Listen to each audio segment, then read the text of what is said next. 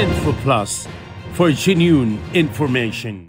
Namaste and welcome to this special edition of our program, InfoPlus on Himalayan TV with me, your host, Echeverri. We are committed to bringing you exclusive conversation with global leaders, diplomats and change makers around the world. We are here in New Delhi at Colombian Embassy to bring you an exclusive conversation with His Excellency Victor Hugo Echeverri Jaramillo, the Ambassador of Colombia to Nepal. Nepal and Colombia established diplomatic relations on January 6, 1988. Since then, the two nations have maintained friendly and cooperative ties. Stay tuned with us for this insightful discussion coming you straight from New Delhi at Colombia Embassy. Namaste, Excellency. Namaste, hola, welcome to the Colombian Embassy again. It's a pleasure to be here Okay, at the premises of Colombian Embassy. Thank you so much. Famous Colombian painter who is from Museo Botero. He was very famous because everything that he painted was the volume coming from the 400th century, and is very famous by Botero in the previous time. At the beginning of his career. So Botero as a painter, you can find in all the Colombian embassies, you can find reproductions of Botero. This is a very famous couple dancing tango. The tango is very famous in Medellin, his hometown. Yeah, yes.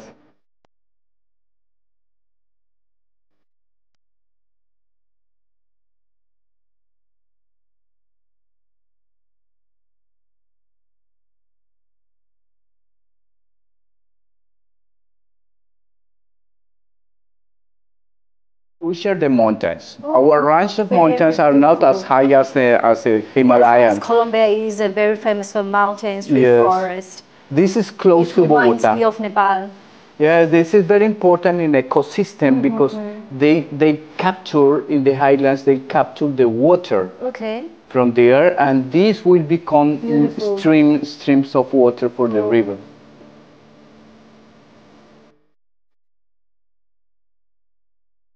In a world where diplomacy is both an art and a responsibility, you embody it with the grace and dedication of His Excellency Victor Hugo Jaramillo, the Ambassador of Colombia to Nepal.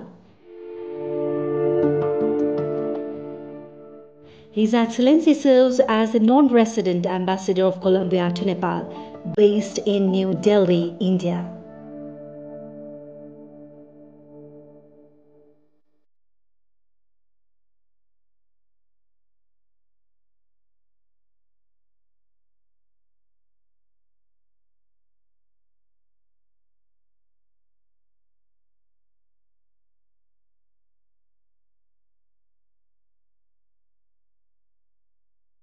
This is very funny because this is handmade. Handmade by the tribes in the northeast of Colombia. So the name is Molas. Molas. But you know what is beautiful about this?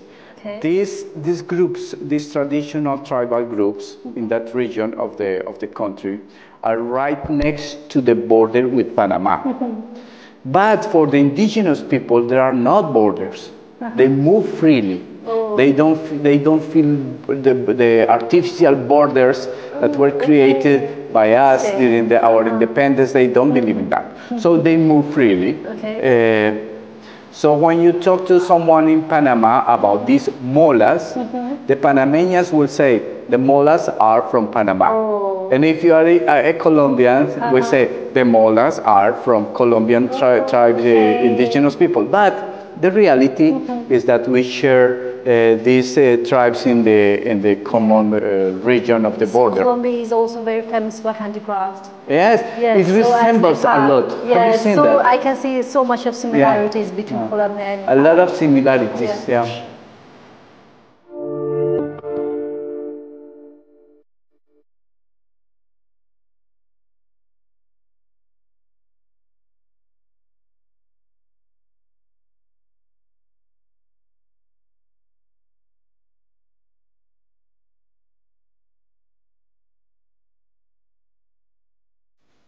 With a deep understanding of cross-cultural ties and a strong commitment to international cooperation, Ambassador Jaramillo has worked tirelessly to strengthen the historic friendship between Colombia and Nepal. His tenure in Nepal has been marked by vibrant cultural diplomacy, economic collaboration, and mutual respect.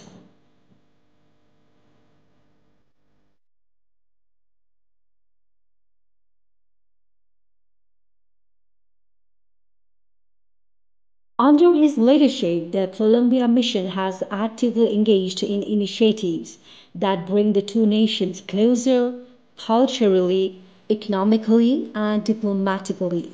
From promoting cultural heritage to fostering educational exchanges, Ambassador Zaramillo is more than a diplomat. He is a bridge builder, a listener, and an advocate for unity and diversity. With humility and vision, he represents the spirit of modern diplomacy, one that values peace, people, and partnership.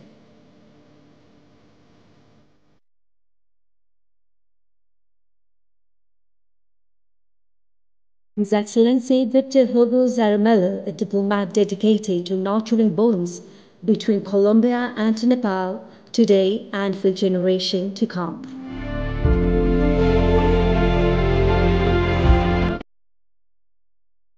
100 years of solitude is what is called the international literature magic realism. And what you do when you read a good book is to have a good coffee. Okay. And of course, I have to bring you Colombian coffee. Wow. And if you are going to have a Colombian coffee, you would be need a good cup of Colombia, a cup of Colombian cup.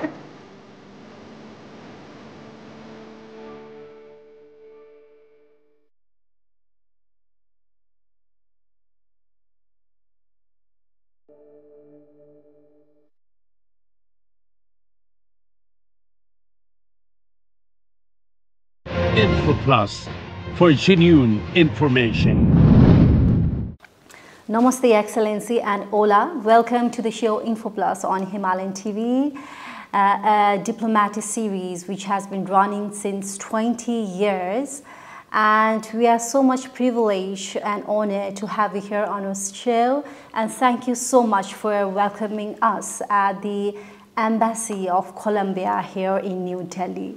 Thank you, Rebecca. I'm very glad to be here in Infosys, such a traditional program in Nepal and in Himalaya TV, so famous. So thank you very much for being here and welcome to the Colombian Embassy. Your Excellency, I would like to start a bit from your journey before becoming an ambassador. Before becoming an ambassador, I think that I am so old that I cannot remember when I was not. I started as a young diplomat at the Ministry of Foreign Affairs and many of your officers about 30 years ago. Usually the diplomatic careers starts at the level of third secretary. I did it so, as many of my colleagues in Bogota. And it's been a long time, and I have had some missions in different countries, in most of the continents in the world. So after 30 years, you reach the rank of ambassador, and I have been ambassador to Malaysia, covering Brunei Dar es Salaam, and also I opened up the Colombian embassy in the Philippines for the first time as an ambassador. Now I'm here in Delhi. So what inspired you to pursue your career in diplomacy? I think it's the same of many of our colleagues. When I was young, I have always been very curious about international relations, the relations of powers and balance in the world, and especially the history. So I think there is a confluence of these subjects on diplomacy. As you mentioned that you have been an ambassador of different countries, so how has been your experience so far, Your Excellency? It's been very interesting because I always tell my colleagues ambassadors in the American continent, usually the diplomacy runs about the continent and always looking to the north, and sometimes Europe. But usually the relationship in America doesn't look very much further. And it happens to be that the biggest part of the world, the biggest part of the economy, the biggest share of the economy of the world is in Asia. So I'm very happy not only for that, but also because there is a rich culture in Asia. And I had the chance to go around in Asia, and this has been a very rewarding experience for me and my family. And what has been the biggest challenge? You've been an ambassador, and how did you overcome those challenges?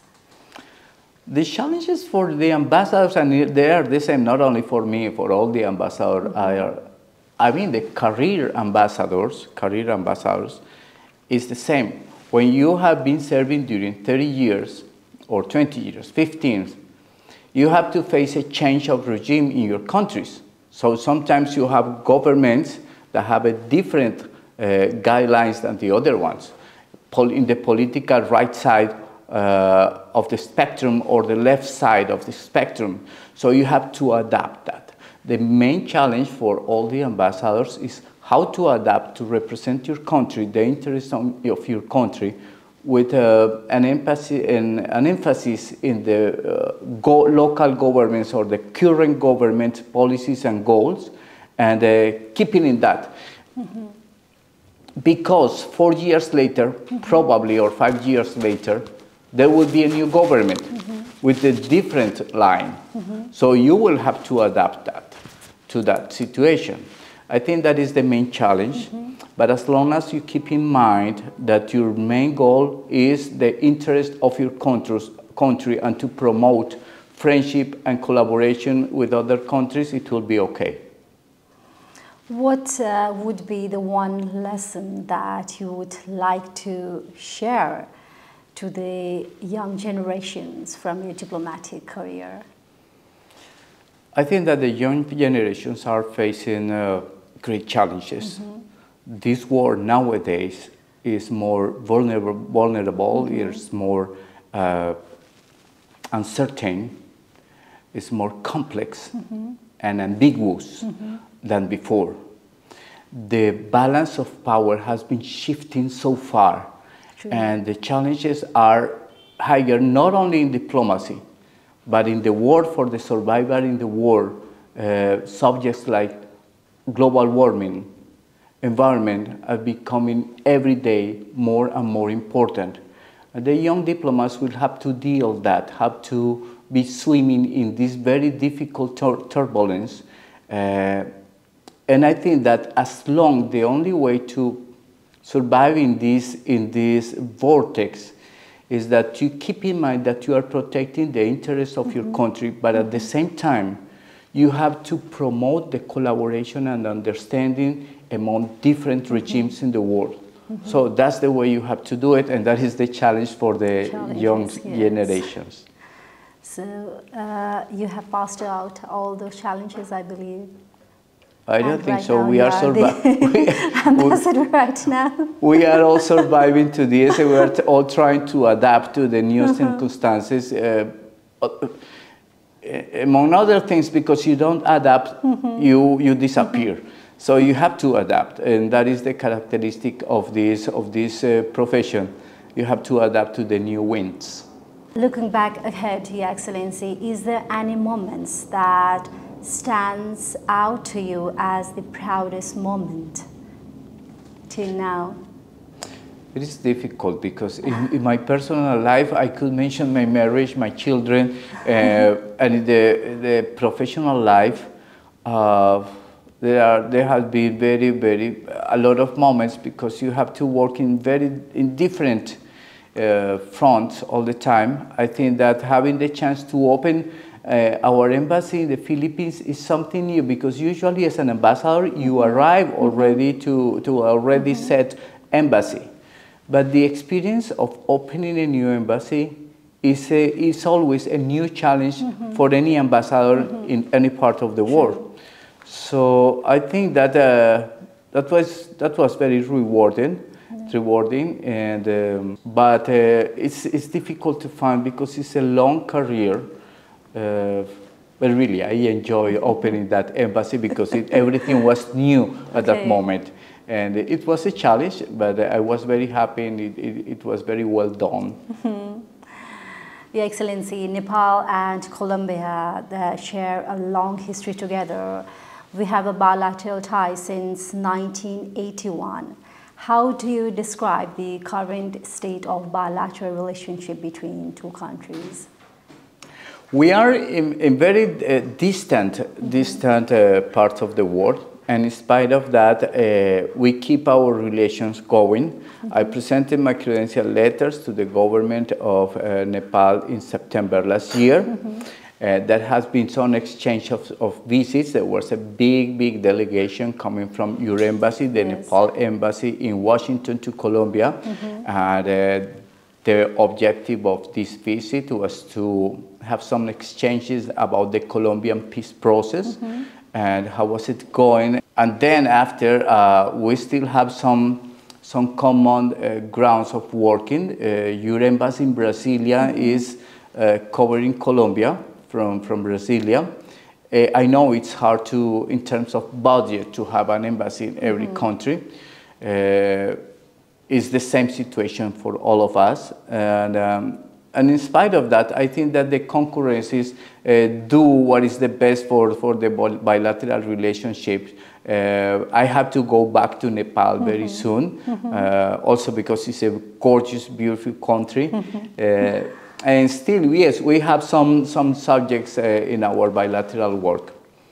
As you mentioned that you were there in Nepal to receive the credentials. How was the experience there in Nepal?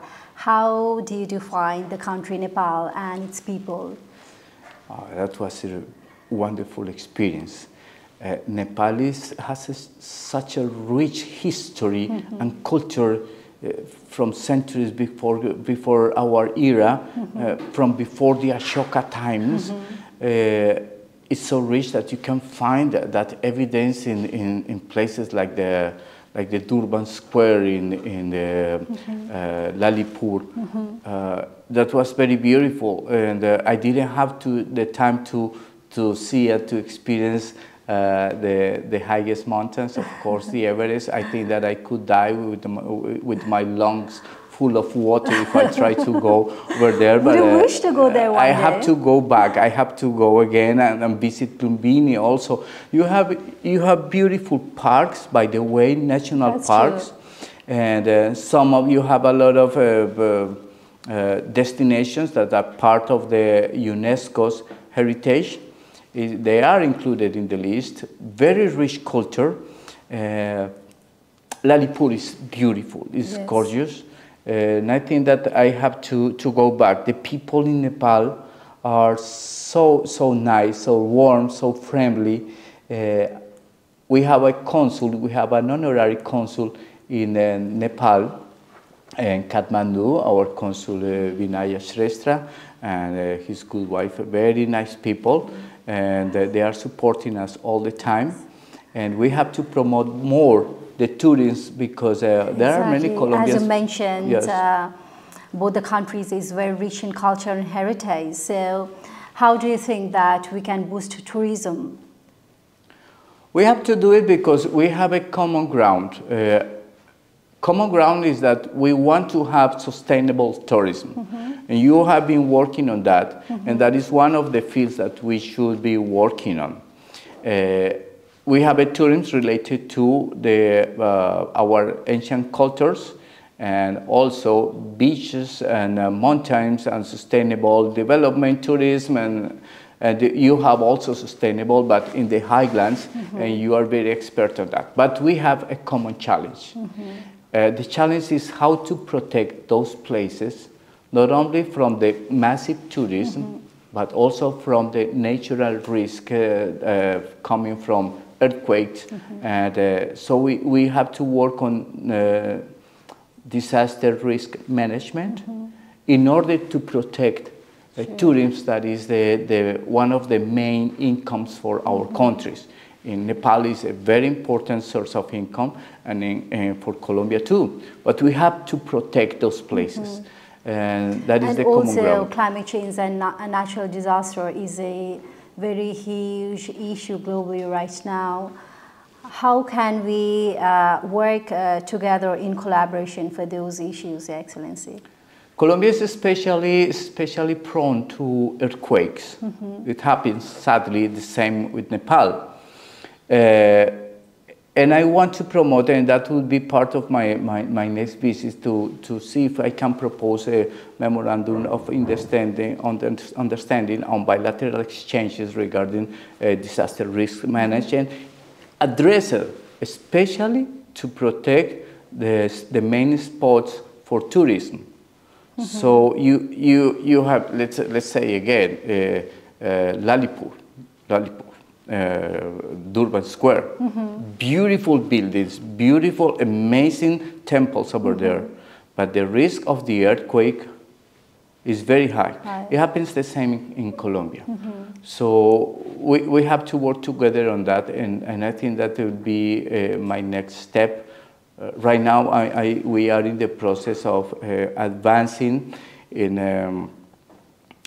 how to facilitate the visit of the officers and diplomats. So every time that we have a delegation to the other country, it will be very easy to go with no visa, because that is the start point. If you facilitate the officers to go on official visits, the rest will be coming afterwards. So I believe we can see lots of good works done between two countries during their tenure. I hope we have to advance more. There are many grounds that we can work on, like climate change, global warming. We have the same concerns, and we have been working in the international arena, within the United Nations, the COP16 in Colombia recently, with the participation of Nepal on biodiversity, and there will be the next COP on climate change. And I think that we have common grounds. We can do more. I wish that we could have an embassy open in Kathmandu, and I wish that you could have an embassy open in Bogota. I know it's difficult for both of us, mainly for budget, because of budget, because the political will is over there. We have a lot of common grounds, but we have to work more. That's what we are here for. Your Excellency, Colombia is very famous for football. They are very active in sports. So as Nepal is also very interested in football, how can we promote diplomacy in football in coming years? That's very interesting that you mentioned that. Yes, I saw in Kathmandu a lot of kids playing football in the streets. That's true. It reminds me my childhood, when I used to play with a football ball that was made with a textile. Yes. That's what we did at that time. It was very difficult to get a real football ball. So yes, it's true. There are many schools, football schools in Colombia, because we promote football from the youngest generations, starting at 8 years old, 9 years old. Colombia has good standings and the classifications within CONMEBOL, I mean South America, and the international tournament. So, and also something that is very important, women's football leagues. During the last years, the Colombian ladies have been let's say, they are our idols in football. So yes, we can look for some exchanges that to bring some trainers from Nepal that go to Colombia, that enhance their capabilities as trainers and go back to Nepal to expand football in Nepal. That is a beautiful idea. Thank you for that. Your Excellency, what are some of the key diplomatic priorities between two nations, Colombia and Nepal? I can name that. First, we have to facilitate our our bilateral official officers and diplomats visit. The way to do it is to facilitate, starting with visa. So we are moving on a memorandum of understanding of the facilitation and for the exemption of visa for the Nepalese officers to go to Colombia. That is the most important. In the background, what we want to have with these visits is to advance in common grounds like global warming. Global warming are very, very important. Very important issue for to be you, raised. for the mountains, for the range of mountains, the Himalayas precisely, and for Colombia, for our biodiversity is very important to them. But not only for both countries, it's for the rest of the world. If we cannot reach the goals regarding global warming, the humankind will be at risk, and the youngest generation will be at risk. So the first one is global warming, and then we have to move together in risk management. That is a common challenge that we have, and the rest we have to swim together in the turbulence of the diplomacy nowadays. But we have to start with that, the cooperation on cultural exchanges. You mentioned that football, that could be very good, and I think that I can be very committed and to also do it so. films, and Colombia is very famous for films and music. We can also do something together. That's why we can try to, every time that we have some visits from Colombia, to try to jump to Kathmandu. Yes, certainly we can do it. And there are many grounds. We can try to look financial support from the triangular cooperation. And there is also so many things to do regarding that. It's not only international diplomacy. Diplomacy has to include the people to people, the culture, and that is probably that is the most important. You balance the power, but at the end, everything that we must be doing should be because of the people. So yes, I think those are the main priorities for us, and also agricultural exchange. You have been growing good coffee in Nepal. Yes, we are very famous for tea, coffee, handicraft, exactly, etc. And so as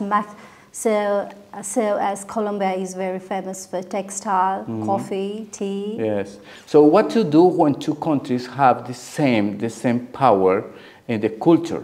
And you say, okay, we probably will not send in and selling, let's say, Colombian coffee to Nepal. No, because you have a very good coffee, very good Arabica coffee. I tried that in Kathmandu. So we are not selling coffee. But what we can do is to exchange technical cooperation. So how to produce every time a better and higher quality with added value to the product. So Colombia can share its experience. We can receive inputs from the experience of Nepal, and so on with the rest of the areas. Handicraft and traditional families who are handicrafters. So we can do that, and I think that should be the main core of our cooperation at last, regarding people-to-people cooperation. Are there any agreements or collaboration in the pipeline to strengthen the bilateral relationship between two countries? We are in the pipeline of the visa exemption for diplomats and officers. We have already a text that we have been negotiating. And I think that by this year it should be already done.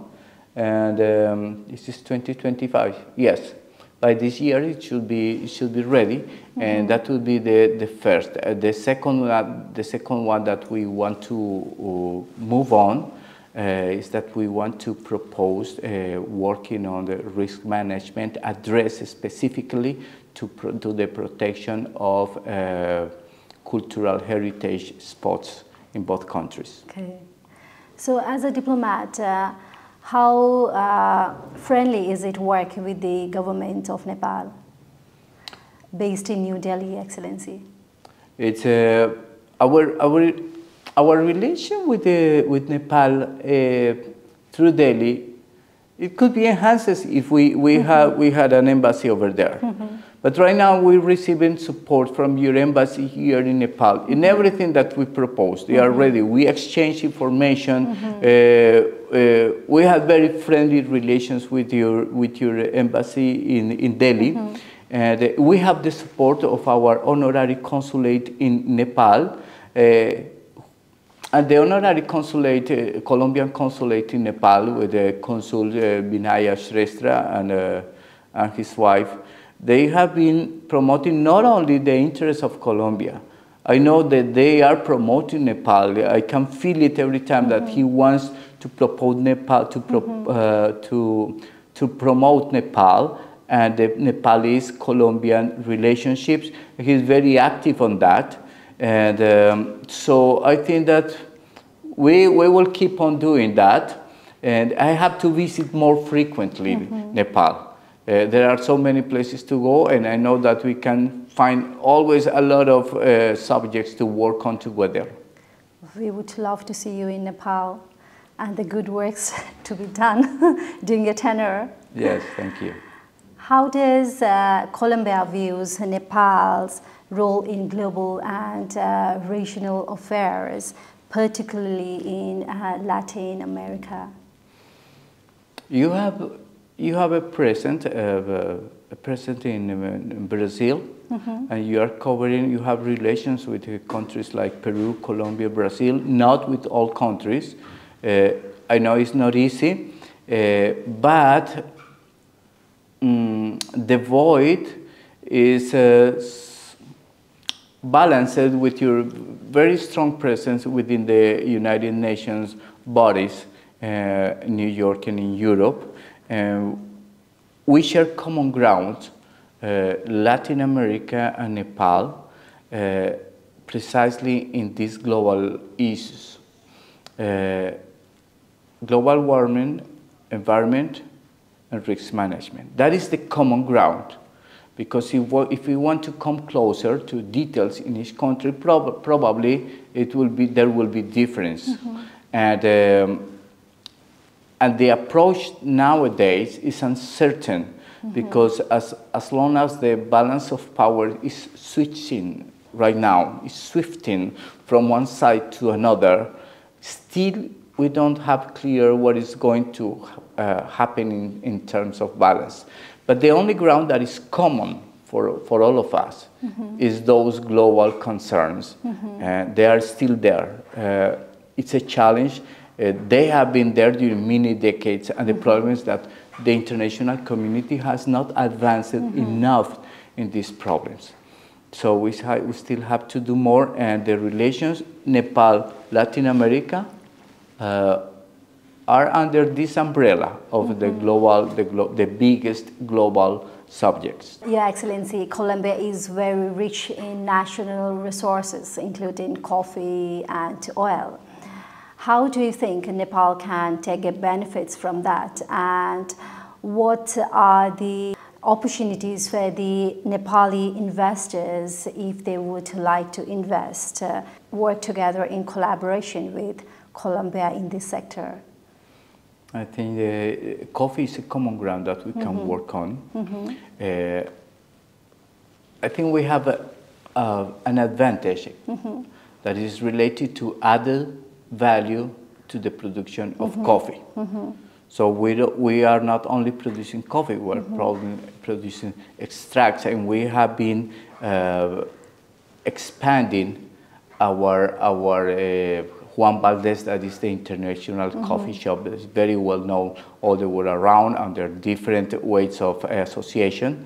And that is the way we have been expanding the coffee market. The coffee organization is a very interesting one because more than 500,000 of families depends on coffee, and they are very well organized in the National Coffee Colombian Growers Association. They are very strong and they are very democratic in the organization. So I think it's very interesting. We can move on not only on technical exchange, but on the bilateral investments on companies dealing with coffee. Because I think that coffee keeps growing, the consumption keeps growing in the world. The youngest people, they are consuming more coffee. And I think that we can do more. Regarding oil, yes, we produce oil and gas, but we are certain that we have to go on a transition process. We have to go further and deeper in the transition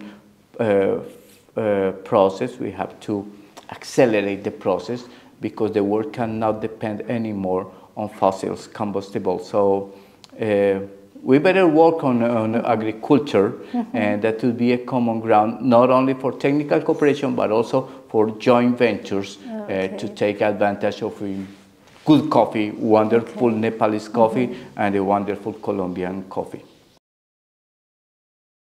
Attract Nepal investors, especially in industries like IT, pharmaceuticals, and renewable energy? The market first is the market. If you take pharmaceuticals, they have a good market in Colombia, but there is something very interesting. When you set up a joint venture investment, let's say in Colombia, it is not. Yes, we could buy pharmaceuticals, True. but our main interest is to produce in Colombia. And how would that be of the interest of the Nepalese business people? Because when you make in Colombia as a Colombian product, at least 50 or 70% of national origin, you can have access to a network we have a network of TLC free trade agreements of more than 1 billion population. So we have free trade agreements in the region, at the regional level, and many countries. So this is the idea. The idea is that investment should take advantage of those possibilities. If we take coffee, it is not only about selling or not selling coffee on both sides. If you go to Colombia, if a Nepalese investor who knows a lot of coffee goes to Colombia and set up a company dealing with, let's say, extract of coffee, and is produced in Colombia, you can export to the region, low or no tariff. That would be good for the Colombians and for the Nepalese investor. And we are not struggling with selling or buying our common products. So joint ventures is the way to work on these possibilities.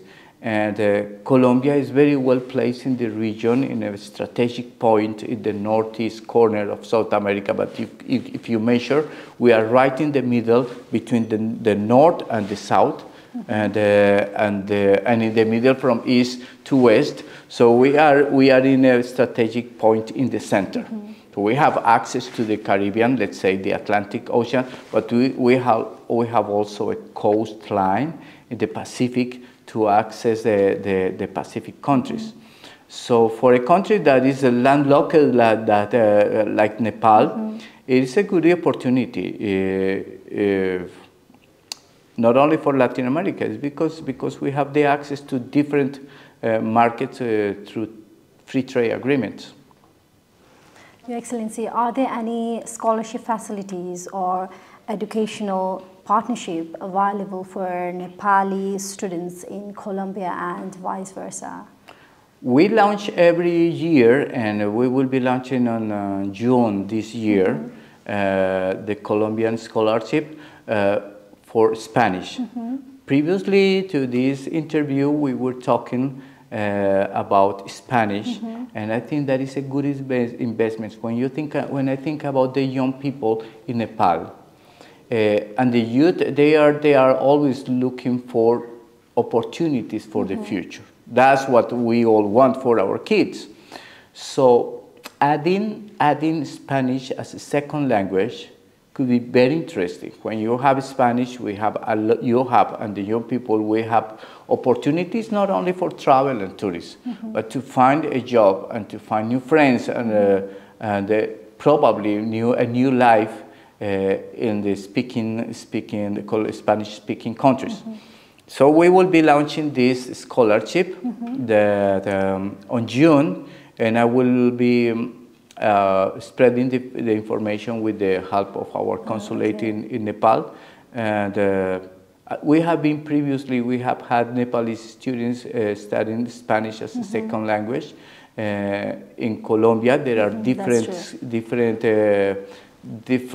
ways to do it, and that will be in June. And I will be promoting those scholarships in Nepal with the help of our consulate. Both Nepal and Colombia are a member of multilateral organizations like UN. How do they collaborate in issues such as climate change and sustainable development, since both the countries are the members of the UN? I think that we are in the same line. I was checking recently. It is not precise directly under my umbrella, but it relies on our representations in New York. But we have common grounds precisely on that. When you see the resolutions of the United Nations on the subjects like climate change and global warming and risk management, we have been voting exactly in the same way in the resolutions. But we have a common challenge, and that is the challenge for everybody. Doing so in the United Nations, in the General Assembly of the United Nations, it doesn't mean that it has to be implemented, because you have in the other side the power of the Security Council. So probably most of the countries will be wishing to reach some goals, let's say the development goals, sustainable development goals, but sometimes it's not easy when you face the balance of powers within the Security Councils. There are decisions that we can go on together on the United Nations General Assembly, but sometimes it doesn't match necessarily the Security Council. But in terms of a common interest, we have a lot of common grounds in those subjects that you mentioned on the resolutions in the United Nations. So I think that this kind of collaboration must keep on and will keep on, because we both have the same interest. And that is the reality that we have to face in balance of the what there is called the real balance of power. You are serving as the ambassador of Colombia to Nepal, based in New Delhi since few years' time. What do you think we should do to boost our bilateral relationship in more better way in coming years? We have to do something. I realize about this. You had a delegation going to Colombia 2 or 1.5 years back from Washington to Colombia, a big delegation. And the purpose of the visit was to know how was the implementation of the Colombian peace process.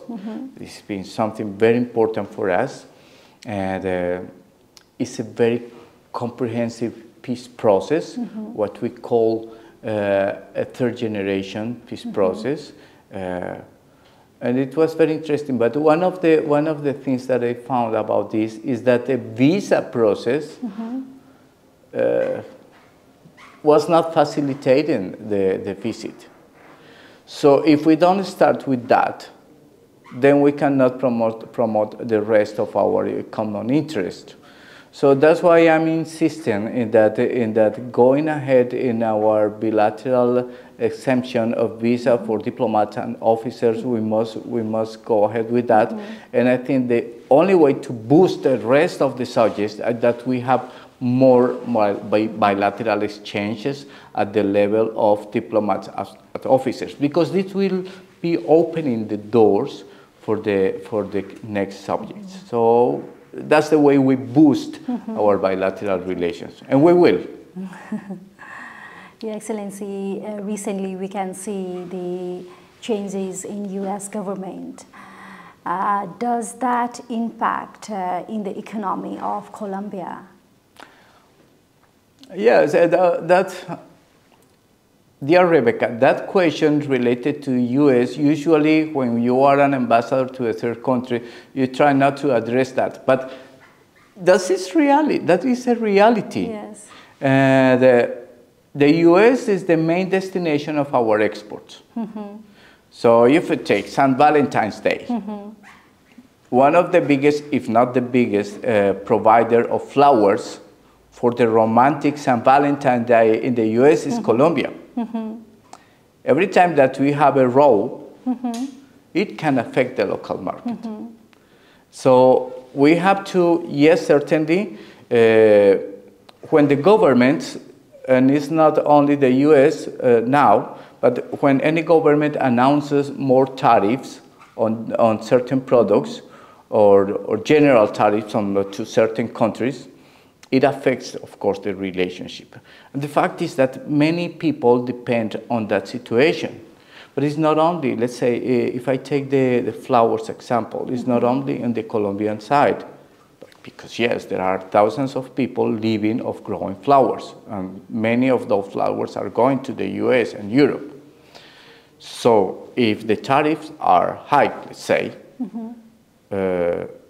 we will not be able to compete. But on the other side, in the US, there are flower shops that depends on the Colombian flowers to promote their business, and they will be affected too. So yes, I know that it's a challenge for us. As I mentioned, this is a vortex time for everyone. We have to deal with that. You have to deal with your biggest neighbors and your biggest markets. That is what diplomacy is for.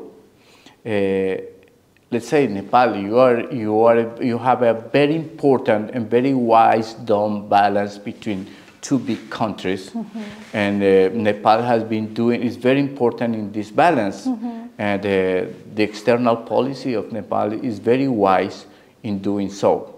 We had to do the same in the other side. And you mentioned the new government of the US. The US, it is posing challenges for everyone, everywhere at this moment, and we have to deal with that. Finally, Your Excellency, what message would you like to give to the people of Nepal as the ambassador of Colombia to Nepal, and what legacy would you like to leave behind? For the people of Nepal, I want to make you feel that the reality is that you have such a beautiful country. I have only one visit, and I have to keep going.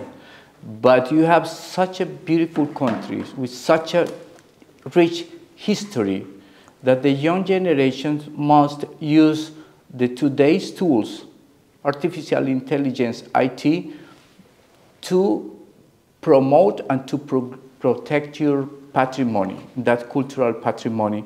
You must be feeling very proud because you have a wonderful nation in a very strategic and blessed place on the earth. You have to work for that, and the future generations must work in common grounds like global change and risk management if you want to protect that richness that you have under your feet.